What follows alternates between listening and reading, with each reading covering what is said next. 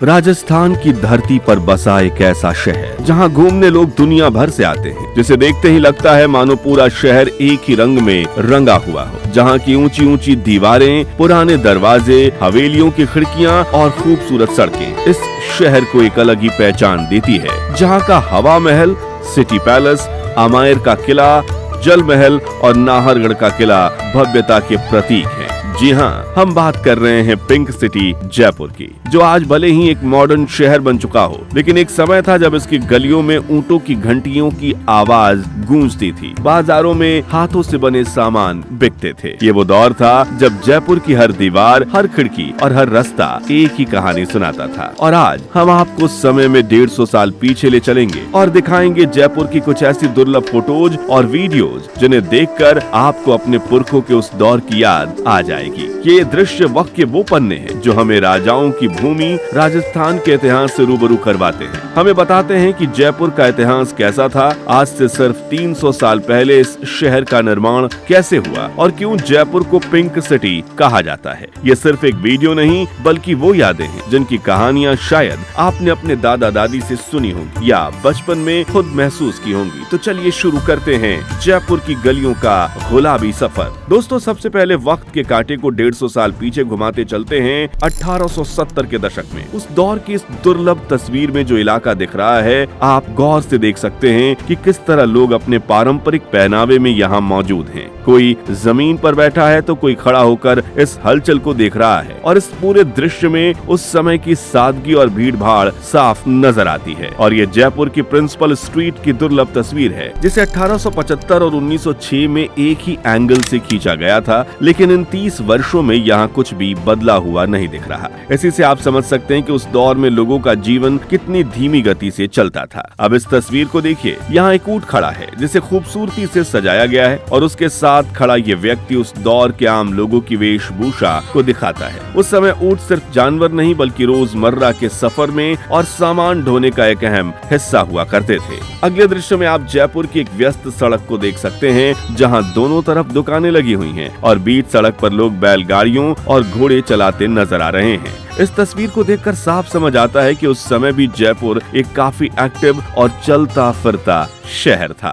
अब इस अनोखी तस्वीर को देखिए, यह है उस दौर का एक लड़कियों का स्कूल, जहां जमीन पर बैठकर पढ़ाई हो रही है। सभी छात्राएं पारंपरिक कपड़ों में नजर आ रही हैं और ये दृश्य उस समय की शिक्षा व्यवस्था और सादगी को बहुत करीब से दिखाता है। और आखिर में इस दृश्य को देखिए, ये है जयपुर का मशहूर जौहरी बाजार, जहां उस समय भी काफी चहल पहल नजर आ रही है। सड़क के दोनों तरफ दुकानें हैं, लोग अपने काम में व्यस्त हैं और बीच सड़क पर धीरे धीरे चलता हुआ जीवन उस पुराने जयपुर की असली तस्वीर पेश कर रहा है। दोस्तों, 20वीं सदी आते आते जयपुर दुनिया भर में मशहूर होने लगा था और उस दौर में इस शहर के आलीशान महल और ऊंचे ऊंचे दरवाजे कुछ ऐसे नजर आते थे। सबसे पहले इस दृश्य को देखिए, यह है अल्बर्ट हॉल, जो 1890 के आसपास का है। इस तस्वीर में आप देख सकते हैं कि चारों तरफ खुला मैदान है, बहुत कम लोग नजर आ रहे हैं और इस भव्य इमारत की खूबसूरती दूर से ही साफ दिखाई देती है। अब इस तस्वीर में देखिए, यह है माड़क चौक, जहां लोग अपने रोजमर्रा के काम में लगे हुए हैं। कोई पैदल चल रहा है तो कोई बैलगाड़ी या तांगे के साथ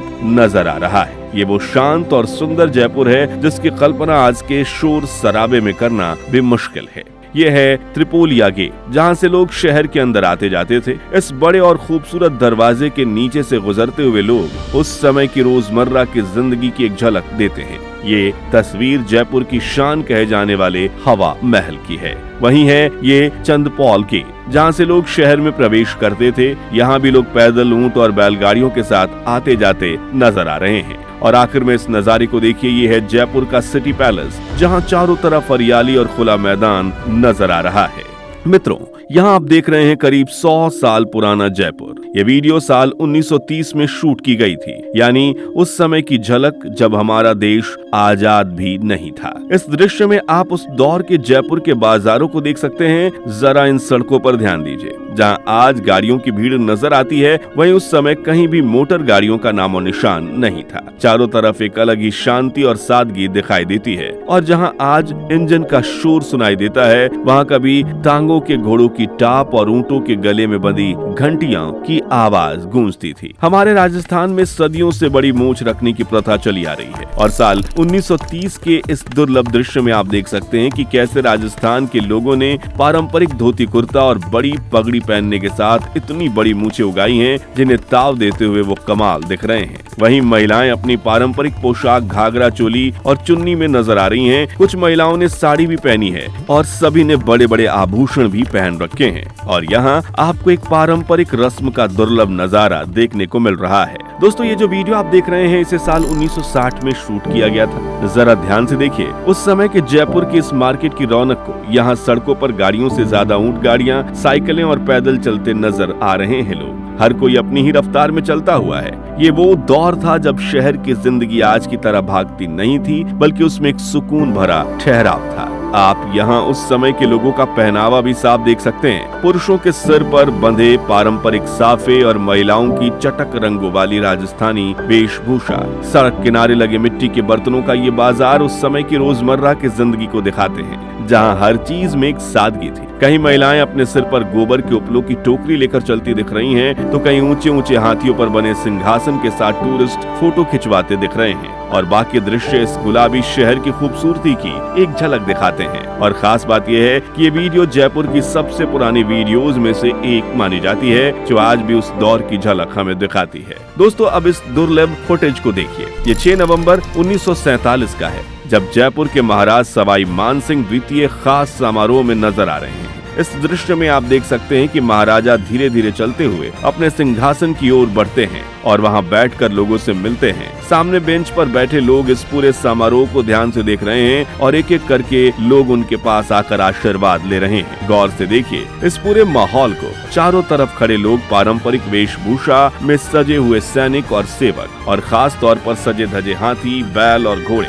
यह सिर्फ एक समारोह नहीं था, बल्कि उस समय के राजसी जीवन और परंपराओं की एक झलक थी, जहां राजा और प्रजा के बीच एक अलग ही रिश्ता नजर आता था। अगली ऐतिहासिक फुटेज 25 दिसंबर 1947 की है, जब महाराजा सवाई मानसिंह द्वितीय की रजत जयंती यानी सिल्वर जुबली का भव्य समारोह मनाया जा रहा था। इस वीडियो में आप देख सकते हैं कि उस समय के बड़े बड़े शासक जैसे लॉर्ड माउंटबेटन और बीकानेर, जोधपुर के महाराजा भी इस जश्न का हिस्सा बने थे। जरा इस भीड़ पर ध्यान दीजिए। हजारों लोग सिर्फ अपने राजा की एक झलक पाने के लिए मैदानों में इकट्ठा हुए हैं। हर तरफ सादगी है, लेकिन उसी सादगी में एक अलग ही उत्साह और अपनापन नजर आता है। आज भले ही राजपाट खत्म हो चुके हैं, लेकिन ऐसी दुर्लभ फुटेज हमें उस दौर की याद दिलाती है जब राजा और प्रजा के बीच एक खास रिश्ता हुआ करता था। और अगर आपने भी अपने दादा परदादा से जयपुर की ऐसी शाही कहानियां सुनी हैं, तो कमेंट में जरूर बताएं। चलिए अब समय में आगे चलकर देखते हैं 90 के दशक का जयपुर, जब शायद आप में से कुछ व्यूअर्स ने अपना बचपन बिताया होगा। यहाँ आप हवा महल समेत जयपुर के बाकी बड़े किले और महल की भव्यता को महसूस कर सकते हैं। सड़कों पर साइकिलों के साथ बजाज, चेतक और यामाहा RX 100 जैसे दोपहिया वाहन भी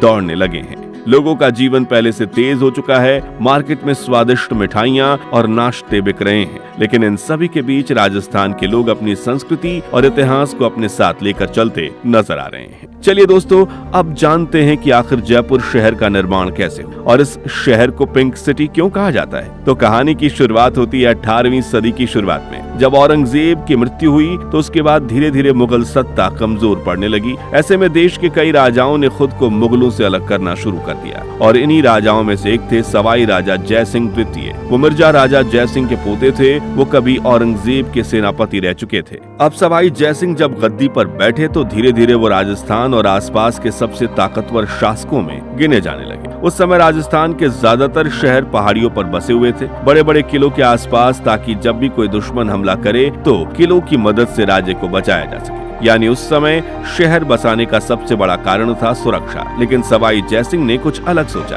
उन्होंने एक ऐसा शहर बसाने की योजना बनाई जिसका मकसद सिर्फ युद्ध नहीं बल्कि व्यापार हो। वो एक ऐसा शहर बनाना चाहते थे जहाँ लोग आए, बसे, कारोबार करें और जो उनकी राजधानी आमेर पर बढ़ते बोझ को भी कम कर सके। अब जाहिर है, अगर एक बड़ा व्यापारिक शहर बसाना हो तो उसे पहाड़ियों पर नहीं बसाया जा सकता, इसलिए एक समतल जगह की तलाश शुरू की गई और आमेर किले के दक्षिण में एक बड़ा मैदानी इलाका चुना गया और तय हुआ कि यहाँ नया शहर बसाया जाएगा। लेकिन राजा जयसिंह इस शहर को साधारण तरीके से नहीं बनाना चाहते थे, इसलिए उन्होंने उस समय के मशहूर वास्तुकार विद्याधर भट्टाचार्य को बुलाया, जो बंगाल से थे। वो सिर्फ आर्किटेक्ट नहीं बल्कि गणित और खगोल शास्त्र के भी जानकार थे। उन्होंने पूरे शहर का ऐसा नक्शा तैयार किया जो उस समय के हिसाब से काफी अलग और सोच समझकर बनाया गया था। करीब 4 साल की मेहनत के बाद जब ये शहर बनकर तैयार हुआ तो राजा जयसिंह के नाम पर इस शहर का नाम रखा गया जयपुर, जिसे एक प्लान के तहत बसाया गया था और इसे 9 हिस्सों में बांटा गया। बीच में राजमहल रखा गया और बाकी हिस्सों में बाजार और लोगों के रहने की व्यवस्था की गई। जयपुर की सबसे खास बात थी इसकी सड़कों का डिजाइन। यहाँ की सड़कें एक दूसरे को सीधी लाइन में काटती हैं, यानी ग्रिड सिस्टम पर पूरा शहर